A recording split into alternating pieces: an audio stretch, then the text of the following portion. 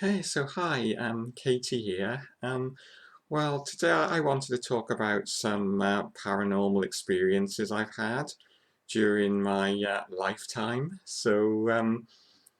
Basically, I will just get straight on with it and say that I have had a couple of paranormal experiences, probably about four, just stuff that I couldn't explain. Well, the first one that I can think of is one day I was sat in the living room watching telly with my mum. It was evening actually, and it was about 9 o'clock, and it was winter time, so it was quite dark.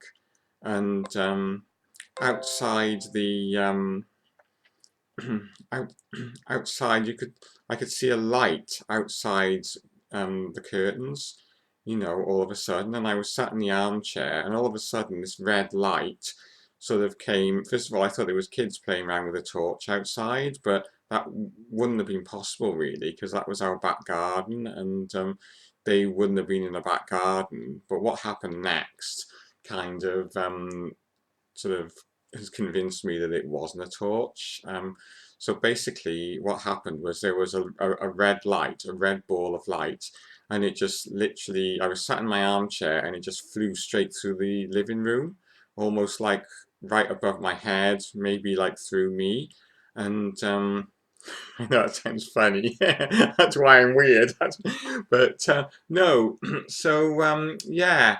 So and then I screamed. I was like, literally went like that. I was like, oh my God. And my mum sort of said, oh, calm down. She said, whatever's the matter with you? And I said, well, there's a red ball of light just through, sort of like shot through the through the living room. And she said to me, oh, there must be some kind of logical explanation for it.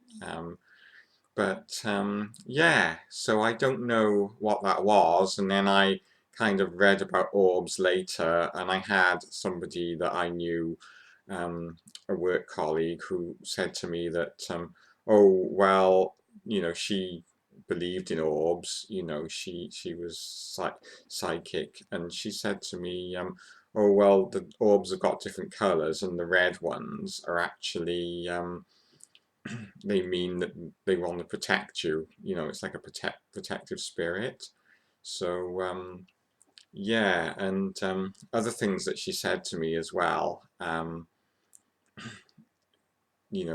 of that, that's before I told her about the orb. Actually, kind of maybe confirmed that there was a spirit that wanted to protect me, because she got the person's name right, and also what their profession was before they passed over, and their profession was actually the reason why they passed over. So I can understand that.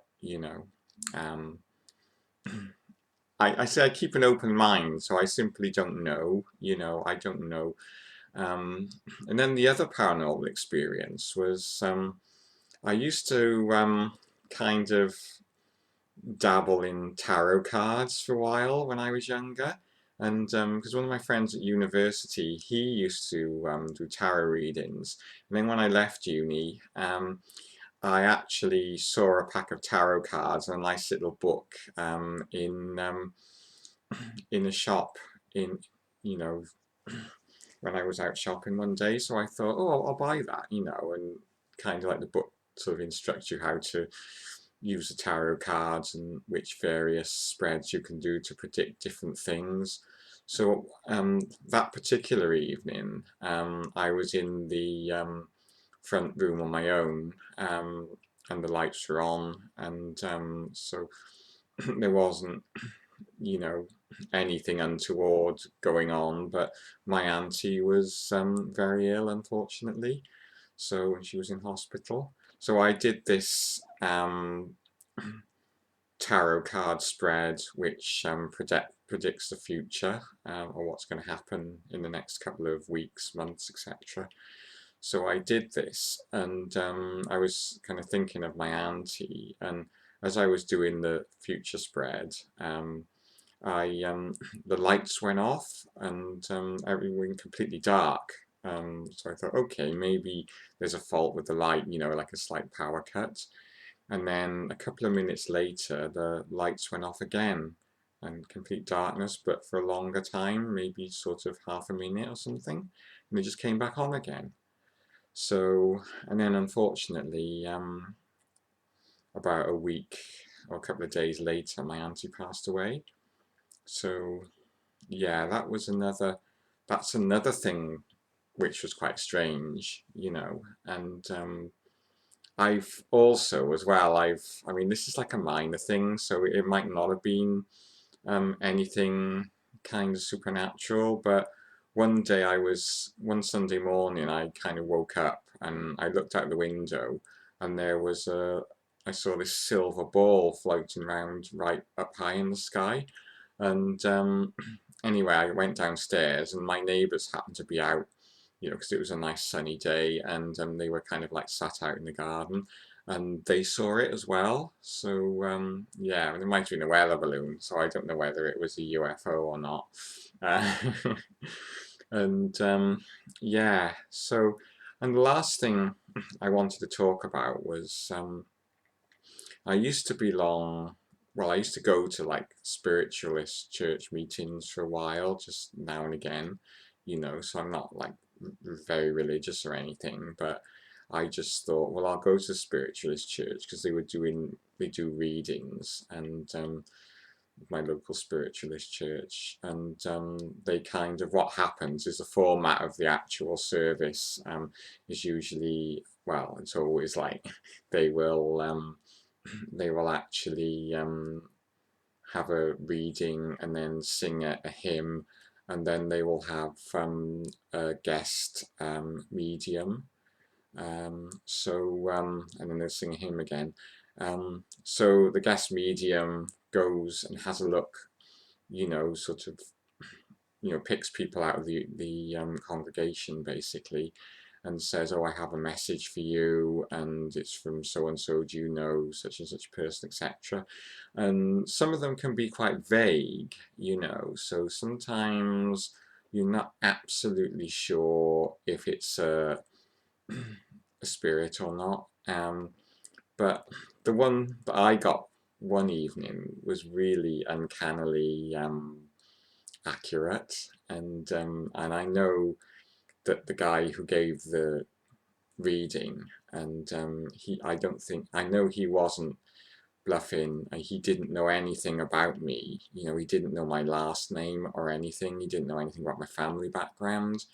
Um, but he he sort of picked me out towards the end of the service, and he said, I've got a message for you from somebody. He said, somebody who is an older person, and they've got a pair of glasses, and they're perched kind of like on the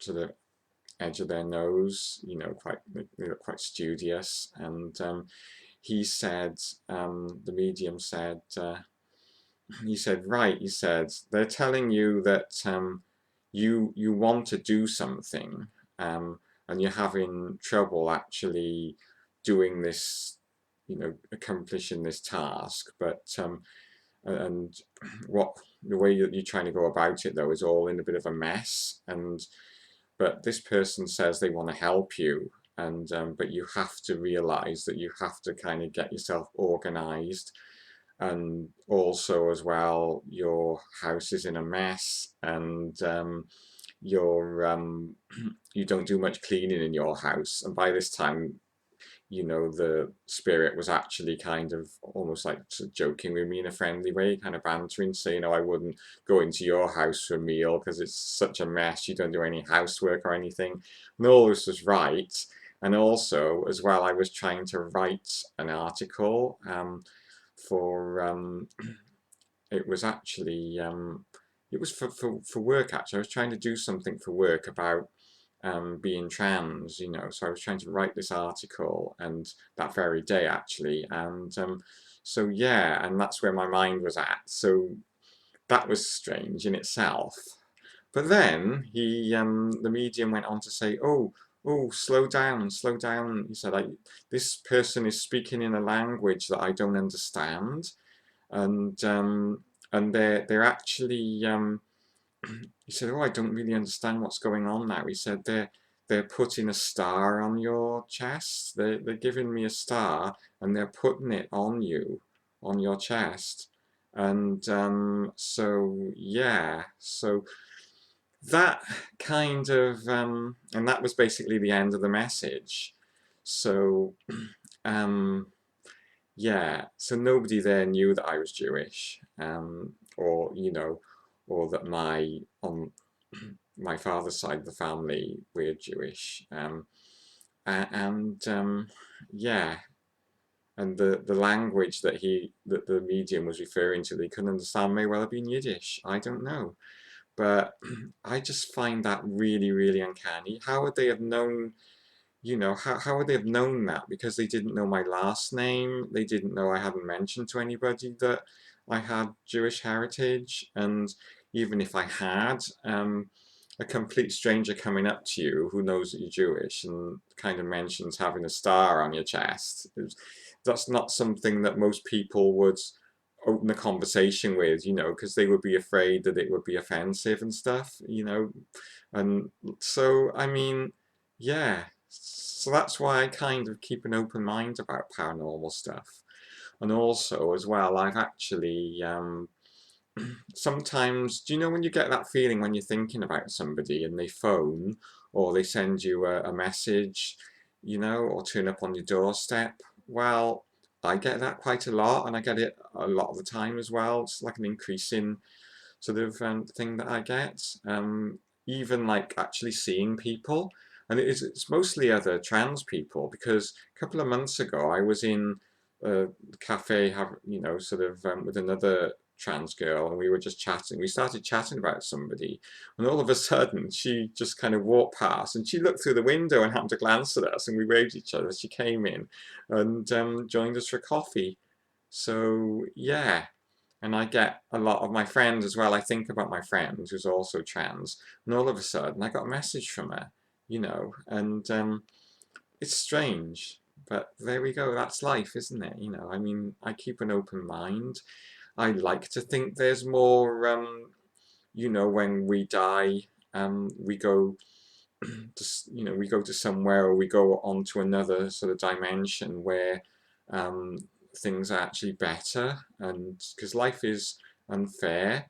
And I think that we I think that we should, if this is the only life we have, then it's so unfair, you know so yeah, and that's basically what I wanted to say.